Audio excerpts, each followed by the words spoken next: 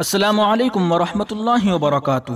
دارالعلوم دیوبند کی مجلس عاملہ کا ایک روزہ اجلاس اختتام پذیر۔ سابقہ کارروائی کی توثیق، کئی اہم امور پر تبادلہ خیال، لیکن فی الحال شروع نہیں ہوگا تعلیمی سال۔ دوستو، آگے بڑھنے سے پہلے آپ کو بتا دیں کہ یہ خبر ہے سچ کی آواز اخبار کی۔ یہ ہم آپ کے سامنے پیش کر رہے ہیں۔ آپ سے درخواست ہے کہ ہمارے یوٹیوب چینل محاسن اسلام کو سبسکرائب ضرور فرمائیے۔ بیل آئیکن پر کلک کرنے سے آپ کو نئی ویڈیو بر وقت ملے گی۔ شکریہ، جزاک اللہ۔ حسب روایت عالم اسلام کی ممتاز دینی درسگاہ دارالعلوم دیوبند کی مجلس عاملہ کا ایک روزہ اجلاس قبل عشاء اختتام پذیر ہوا۔ ادارے کے مہمان خانے میں منعقد 2 نشستوں پر مشتمل اس اجلاس میں مجلس شورا کی سابقہ کارروائی کی توثیق عمل میں آئی اور اصلاح معاشرہ و تحقیق و تالیف کمیٹیوں کو تشکیل کے فیصلے کی ستائش کرتے ہوئے اسے مسلم معاشرہ اور ادارے کے حق میں نہایت مفید ترین قرار دیا گیا۔ موصولہ تفصیلات کے مطابق کل صبح ادارے کے مہمان خانے میں منعقد مجلس عاملہ کے اجلاس میں جمعیت علماء ہند کے قومی صدر و صدر المدرسین حضرت مولانا سید محمد ارشد مدنی، محتمم مفتی ابوالقاسم نعمانی، مولانا عبدالعلیم فاروقی، رکن اسمبلی مولانا محمد اسماعیل مالیگاؤں، مولانا انوار الرحمن بجنوری اور مولانا محمود راجستانی وغیرہ نے شرکت کی۔ 2 نشستوں پر مشتمل اجلاس کی پہلی نشست صبح 10 بجے منعقد ہوئی، جبکہ دوسری نشست بعد نماز مغرب منعقد ہوئی۔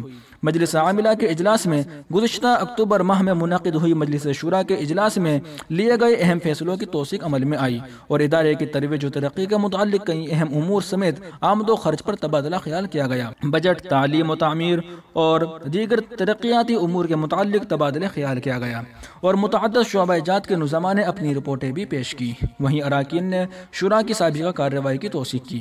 اس دوران ادارے کی جانب سے اصلاح معاشرہ اور تحقیق و تالیف کے سلسلے میں لیے گئے فیصلوں اور کمیٹیوں کی تشکیل کے متعلق اراکین مجلس عاملہ کو تفصیلی معلومات دی گئی، جس پر اراکین مجلس عاملہ نے نہایت مسرت کا اظہار کرتے ہوئے اس اقدام کی ستائش کو اور مسلم معاشرہ، علماء اور ادارے کے مفاد میں اس کو نہایت مفید ترین قرار دیا۔ میٹنگ میں کورونا کے درمیان حکومتی گائیڈ لائن کے مطابق تعلیمی سلسلہ شروع کرنے کو لے کر لاہی عمل پیش کیا گیا، حالانکہ اس پر کوئی حتمی فیصلہ نہیں لیا گیا۔ واضح رہے کہ گزشتہ اکتوبر ماہ میں منعقد مجلس شورا کے اجلاس میں تعلیمی سلسلہ بند ہونے کے سبب ادارے کے بجٹ میں قابل ذکر تقریباً 6 کروڑ کی تخفیف کی گئی تھی۔